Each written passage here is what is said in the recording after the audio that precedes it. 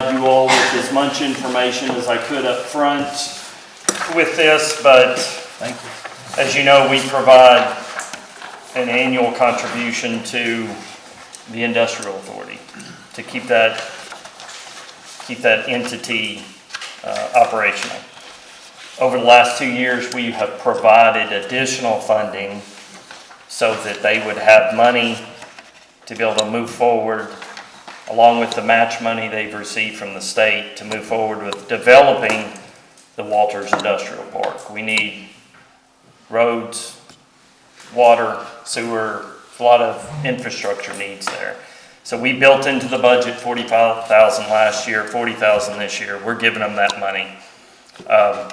They are taking out a loan for $200,000 to be able to provide for their portion of the match money, and the city and the county will cover their interest cost until they can pay that back. Once that loan's paid off, in accordance with this memorandum of understanding, they'll pay us back all the interest money. So we're just basically gonna, until the Walters Industrial Park, that land is sold off to whoever's gonna come in there. We hope it's a big company and they can sell off all that acreage. Until they can get that money to pay off their loan, we'll make the interest payments on that. So this is just an agreement that we'll do that. The city and county will split the cost of those interest payments. The Industrial Authority will pay us back once that project is completed. So I would just ask for your approval tonight to sign this and then forward that back to the fiscal court and Industrial Authority. So do I have a motion to do that? Yes. We got a motion and a second. Any further discussion? Hold the members, please. Barnes. Aye. Hilton. Aye. King. Aye. Murphy. Aye. Trimble. And then before that's the last item we had, before we go into closed session, because we do have one item for closed session, I did promise, Dr. Ed Roberts had sent an email to all of you last night, and I had told him that we would make sure he was able to be heard tonight. And I'm sorry we couldn't get you on earlier, Dr. Roberts, but we'll go ahead and open up the floor. I know you wanted to present something to council. I'm very grateful for the opportunity to speak, and my email to Scott Murphy was bounced back. I'm sorry, Mr. Murphy. That's fine. We, on Clay Street, have figured out that we have a small residential group home up there that is a solar home, and we had a neighborhood meeting. The initial meeting, I think, had about 18 people around the Clay Street area, and we had a subsequent follow-up meeting to discuss this small group home. And as you know, there are a lot of different kinds of group homes. There are many nursing homes, there are recovery residences, so-called sober homes, and there are certified recovery residents. And then the state is now funding, to the tune of millions of dollars, I think, small group homes for mentally ill individuals. That's a new thing that will be being developed. All of these small group homes are focused on really small towns. Small towns are going to have probably 80% of them, even though the cities represent 80% of the population, because property is cheap here. So someone can buy a small residence and turn it into a group home and make a lot of money on it. And I think that a lot of people do it because they want to help people. And I'm all in favor of that. I'm in favor of people having second, third, and fourth chances. I'm not against that. I want that. I want people to clean up their lives. And if we can help them, I want to do that. But I think neighborhoods deserve some consideration as well. And I know I I think, emailed each of you a draft proposal of an ordinance, and I guess Mr. Murphy, I'll get one. Does anyone else want a copy while I just briefly go over it? Anybody else want one? I'm good. I'm good. If you get, no, if you get, no. So, I'll, if you, I'll just pass them out. I'll give this one to Kay. Hey, thank you. I think that,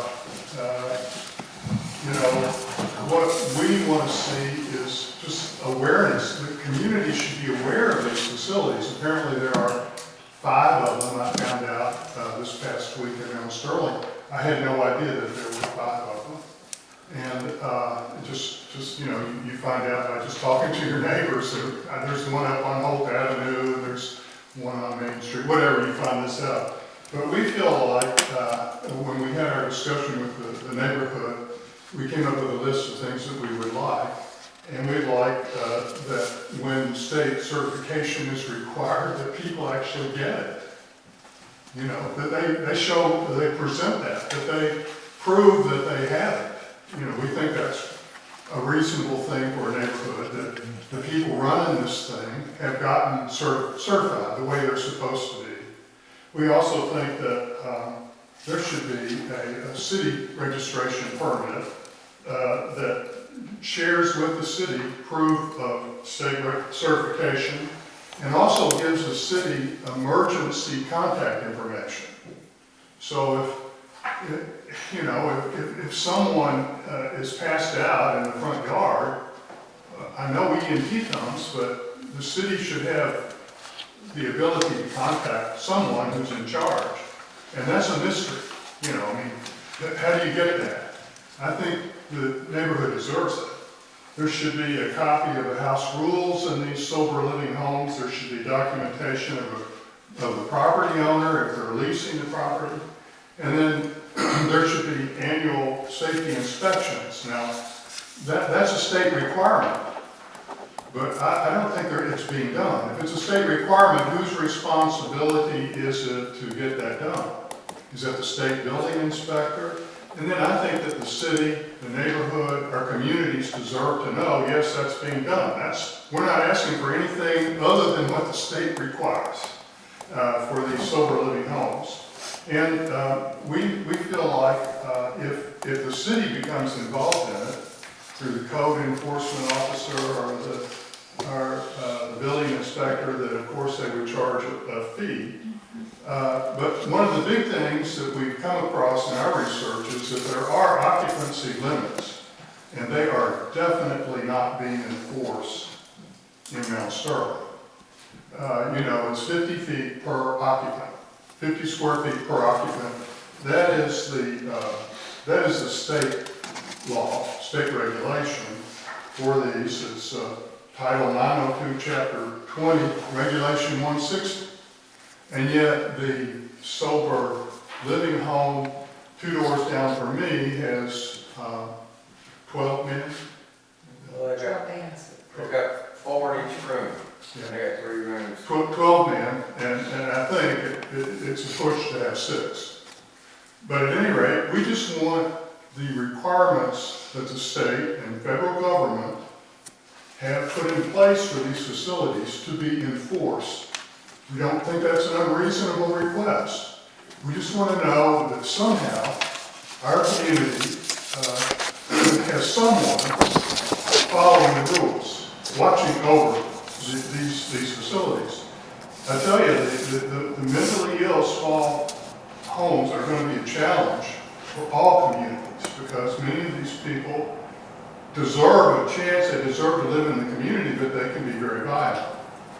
And this is a problem that communities need to get ready to address, because it's coming.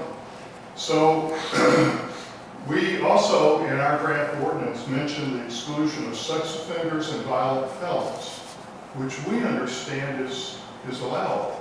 That the federal regs and the state regs will allow us to do that.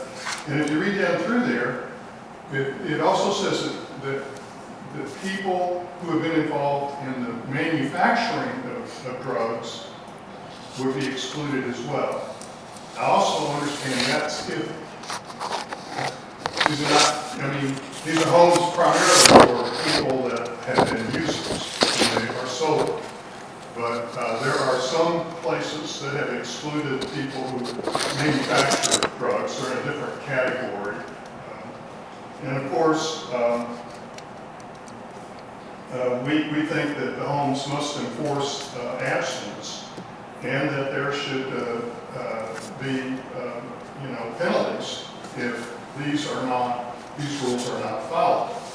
But finally, we wanted to suggest or recommend that there be an off-street parking requirement. I don't, and the reference is given in our draft ordinance. I'm not used to drafting an ordinance, so I'm sure all this is wrong and incorrectly done, but this is what I put together. The references to KRS section 222. That, I have to tell you, I've tried to look up and understand, and I did not understand it. And those are, this is, something that was AI. This was added by AI. So the city attorney is going to have to check all that because of that. But the sentiment expressed in this draft ordinance is what our neighborhood group feels, that we just want the city to help us monitor this. We're not here telling people they can't be around, because they're going to be around. We know that. We understand that. We just want the law followed. That's all. And no more. And we thought a draft ordinance would help that. And maybe it won't. And maybe it's illegal to have an ordinance like this. We don't know. We're just here telling the city what our thoughts are. And I appreciate your time very much. Yeah, absolutely. Dr. Roberts, I want you to know we all hear you and we understand your frustrations. Thank you. We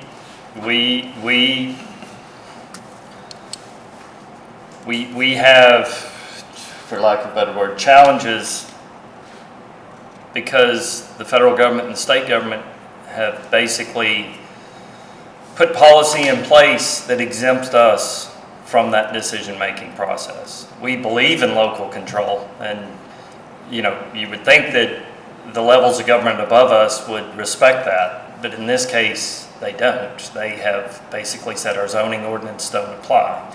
So we have, through code violations, we can address those. Through our nuisance ordinance we have, which is very good, we will address those issues. And I would encourage you to call City Hall every single day or the Mount Sterling Police Department if there are issues, and we will make sure they are addressed.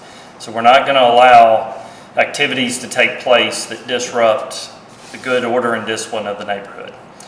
The bigger challenge for us, just to understand our frustration, is as we have the information we've received from Kentucky League of Cities and other sources, is imposing rules on these type of residences are certainly possible, but we have to do that. We can't create a set of rules just for them.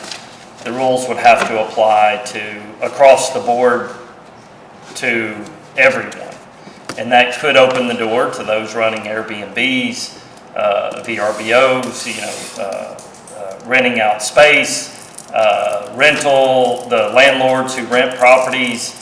Like, where does this end for us? And we're a small government with one guy that could not possibly take all of this on. So it is a huge challenge for us, and I just want you to know we're frustrated too, because we want to make sure that we're doing everything right by the citizens who live in this city.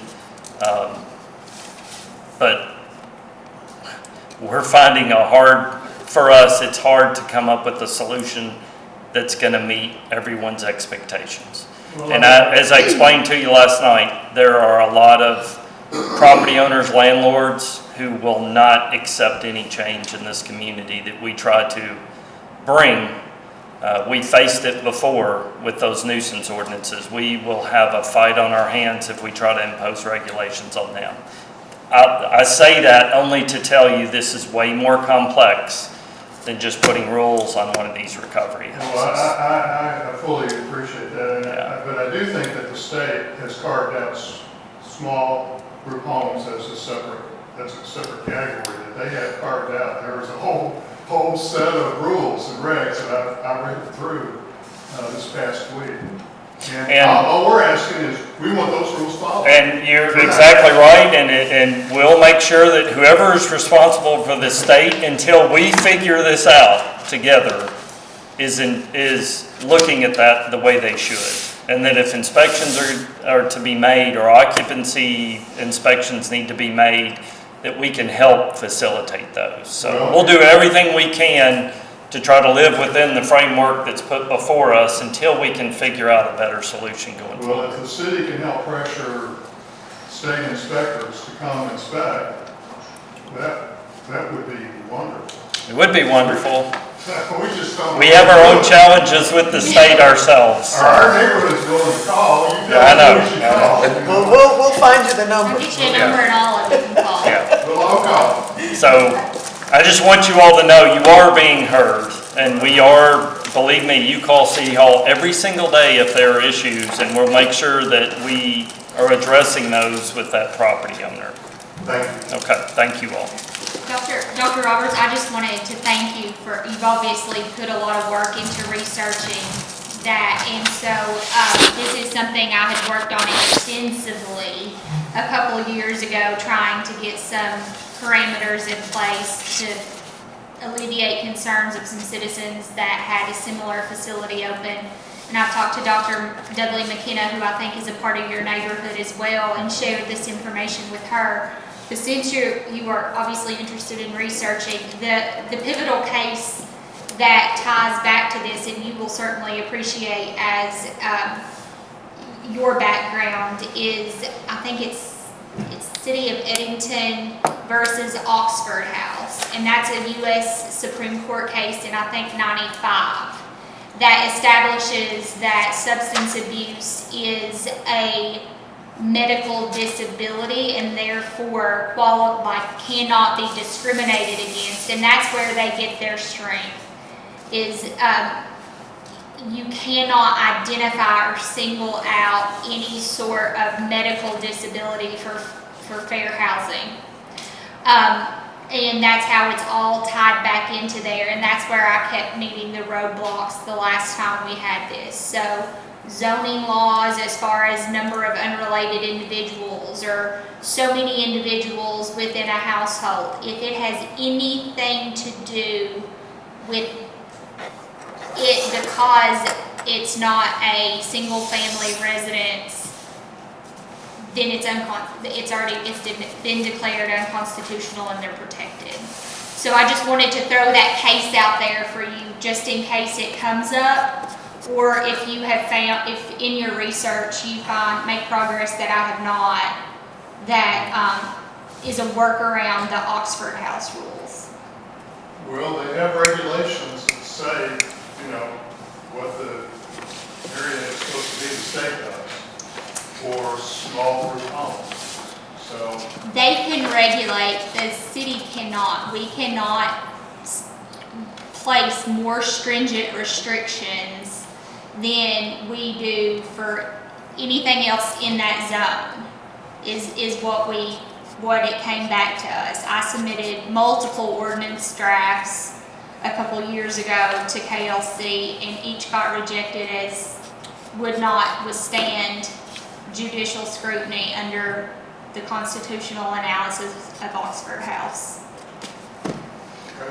But But that doesn't mean things don't change Yeah. and evolve. And so that's why I just wanted to point that out for you, that if you find something that has evolved since in the last 3-4 years, I'm happy to look into that.